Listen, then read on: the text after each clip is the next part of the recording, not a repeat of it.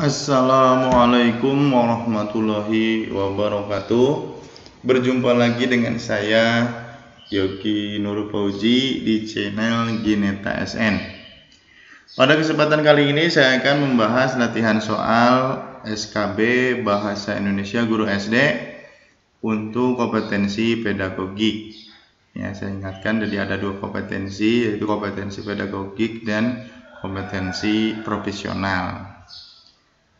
Oke, sebelum saya mulai saya ingatkan jangan lupa like, komen, dan subscribe, dan juga klik tombol lonceng. Oke, kita mulai dengan soal nomor 1. Bahasa Indonesia mempunyai kedudukan dan fungsi yang penting bagi kehidupan sehari-hari. Oleh karena itu, sasaran pembelajaran bahasa Indonesia di SD adalah peserta didik terampil dalam berbahasa Indonesia, dengan kata lain mampu berkomunikasi secara efektif baik lisan maupun tertulis. Berdasarkan hal tersebut, rumusan yang tidak terkait dengan tujuan pembelajaran bahasa Indonesia di SD adalah: A. Peserta didik mampu berkomunikasi secara efektif dan efisien dengan etika yang berlaku baik lisan maupun tertulis. B. Peserta didik dapat menghargai bahasa dan bangga menggunakan bahasa Indonesia sebagai bahasa persatuan dan bahasa negara. C. Peserta didik mampu menguasai konsep fonologi, morfologi, sintaksis, semantik, dan pragmatik dalam bahasa Indonesia. D. Peserta didik dapat menikmati dan memanfaatkan karya sastra untuk meningkatkan wawasan, memperhalus budi pekerti, serta meningkatkan pengetahuan dan kemampuan bahasa. E. Peserta didik mampu menggunakan bahasa Indonesia untuk meningkatkan kemampuan intelektual serta kematangan emosional dan sosial. Oke, yang mana ya?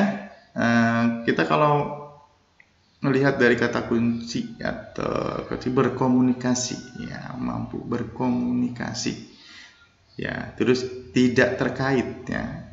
Oke, kalau lihat di opsi A ini betul, ya, betul, maksudnya dalam arti sesuai tujuan, ya. Kalau ini kan tidak terkait, jelas A itu bukan jawaban. Terus enggak menggunakan bahasa Indonesia, bangga menggunakan atau menghargai juga nih, bangga ini jelas jawaban B juga bukan, ya. C, oke, ya, set dulu, ya, simpan dulu C. Ini menikmati untuk meningkatkan bahasa Indonesia untuk meningkatkan kemampuan intelektual juga betul, ya, itu tujuannya. Ya, ini antara C dan D, ya. Oke, kita jawabannya apa, lihat C, ya. Peserta didik mampu menguasai konsep fonologi, morfologi, sintaksis, semantik, dan pragmatik dalam bahasa Indonesia. Karena lulusan di SD itu hanya diharapkan dapat berkomunikasi dan berinteraksi dengan baik di lingkungan.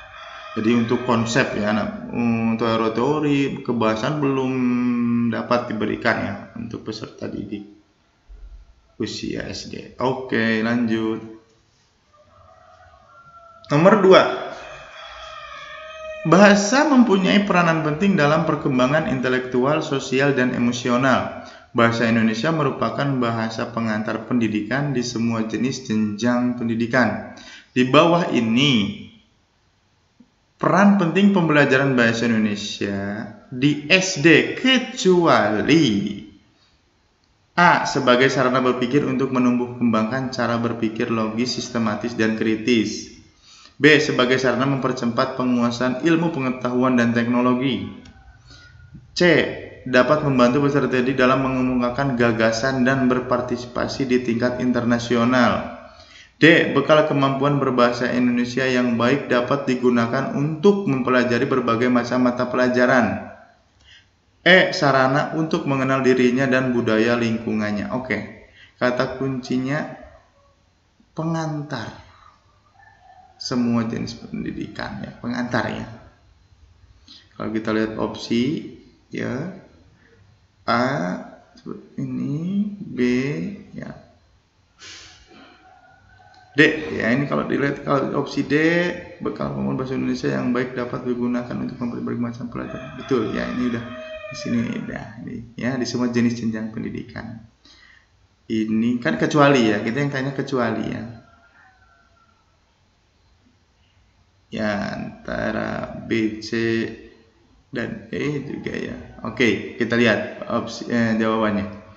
Jawabannya yang betul yaitu C, ya, dapat membantu peserta didik dalam mengubahkan gagasan dan berpartisipasi di tingkat internasional.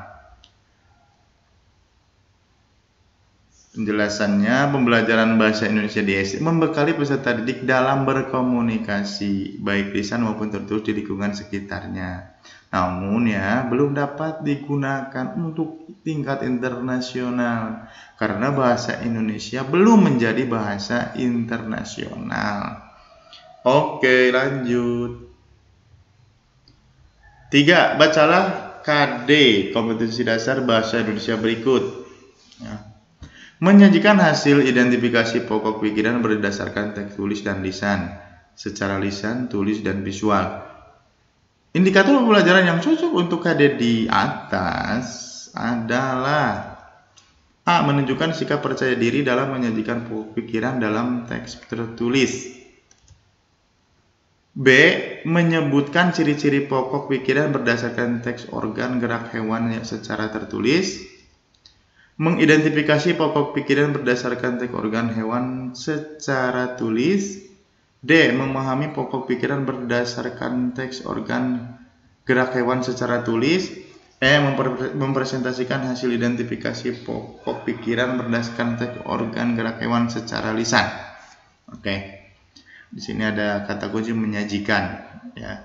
Jelas opsi D salah ya, memahami salah. Ya, jauh menyajikan ya.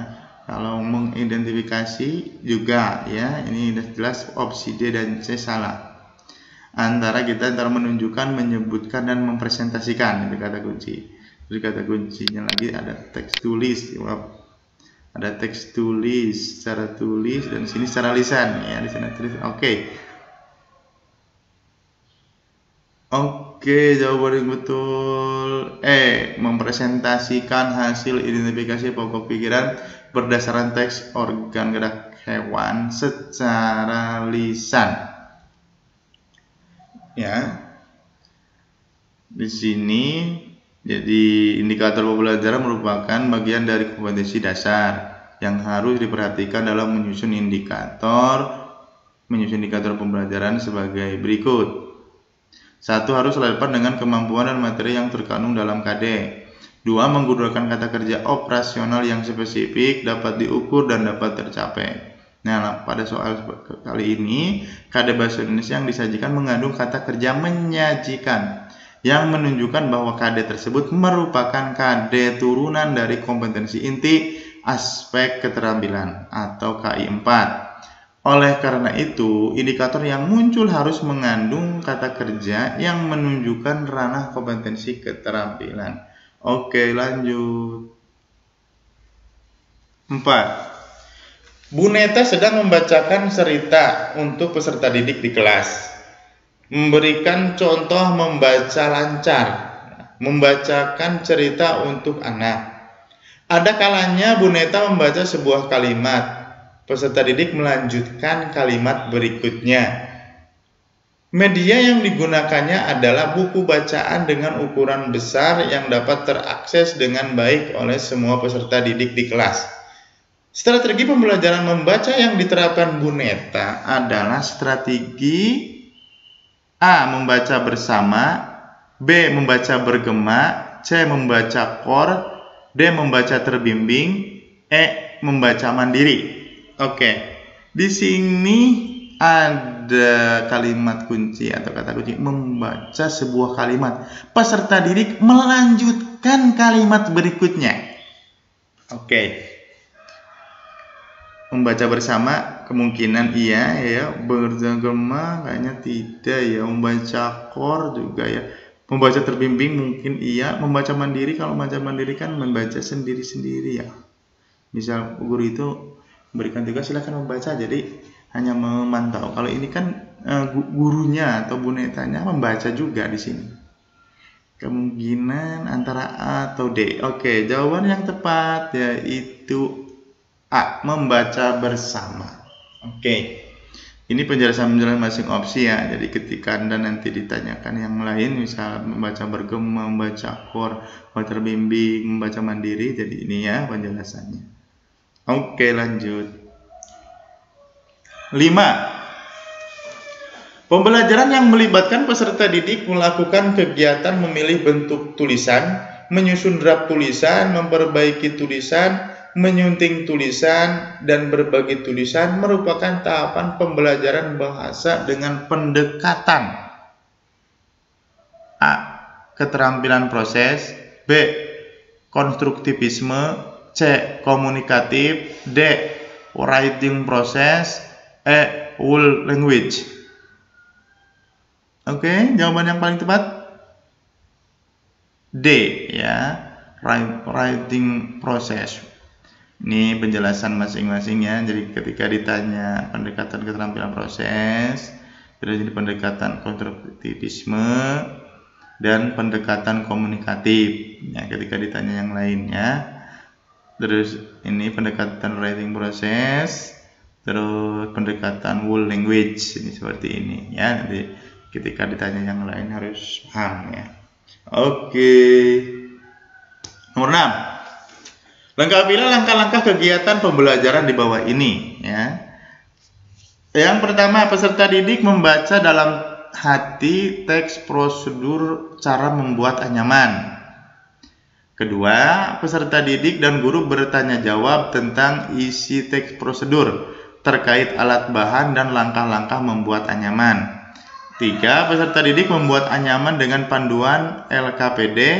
4. Peserta didik secara berpasangan membandingkan karya anyamannya.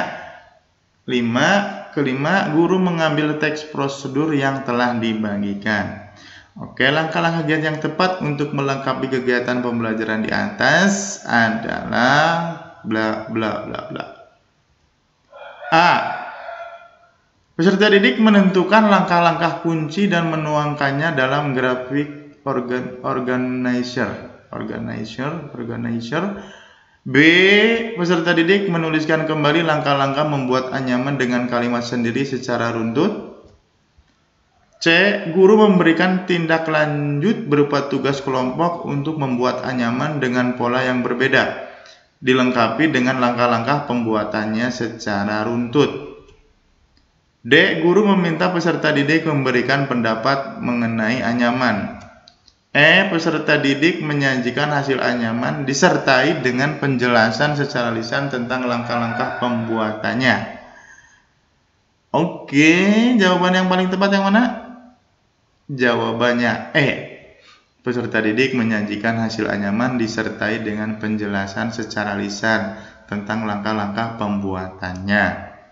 Langkah-langkah pembelajarannya di sini hendaknya runtut ya, mulai dari kegiatan pendahuluan, kegiatan inti, dan kegiatan penutup. Pada kegiatan akhir sesuai dengan pendekatan saintifik yakni tahap mengkomunikasikan.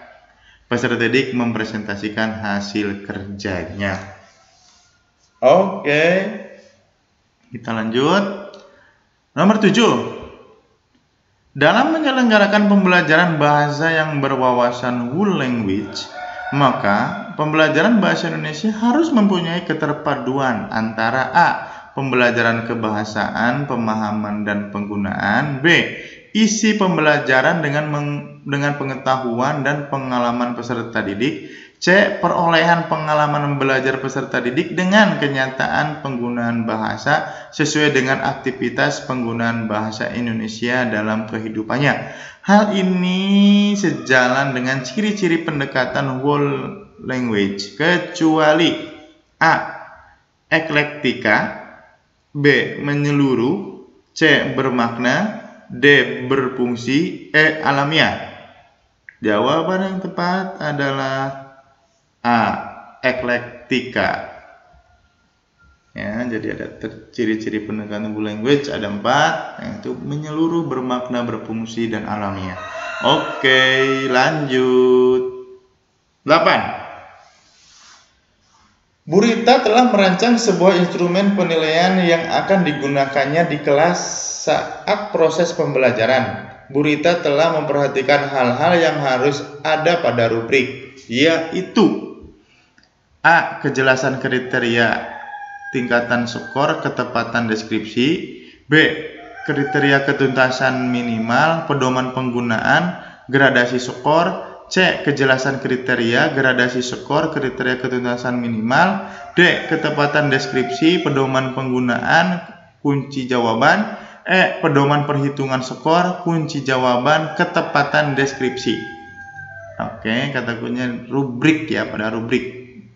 Oke, jawaban yang tepat A.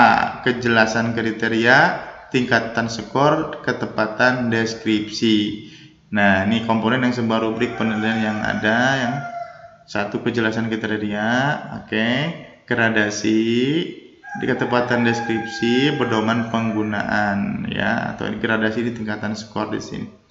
Oke, sekian dari saya. Mudah-mudahan video kali ini bermanfaat.